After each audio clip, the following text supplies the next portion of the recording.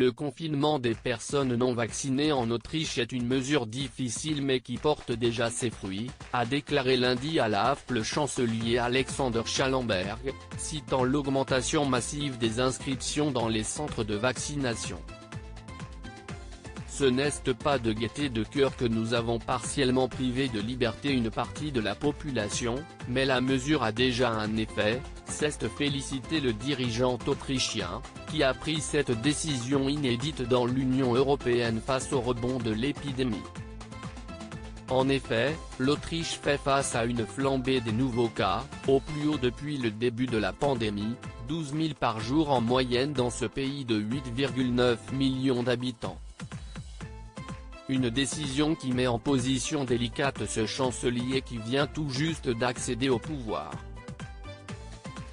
En effet, Alexander Schallenberg, membre du Parti populaire autrichien, OVP, est chancelier fédéral seulement depuis le 11 octobre 2021. Il a succédé à Sebastian Kurz, après l'éclatement d'un scandale de corruption. Son mouvement, le Parti populaire autrichien ou Nouveau Parti populaire depuis 2017, est un parti politique autrichien d'orientation chrétien-démocrate et libéral-conservateur. Alexander Schallenberg, 53 ans, est originaire de Berne en Suisse.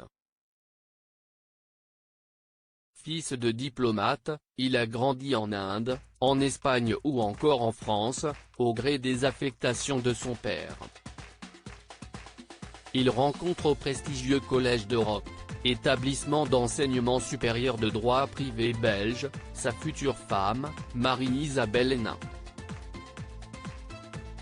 C'est en France qu'il l'épouse en 1995 à Saint-Pierre dans le Bas-Rhin. Marie-Isabelle Hénin est la fille d'Éric Hénin, un célèbre cavalier et d'une mondaine parisienne Isabelle Le Maresquier.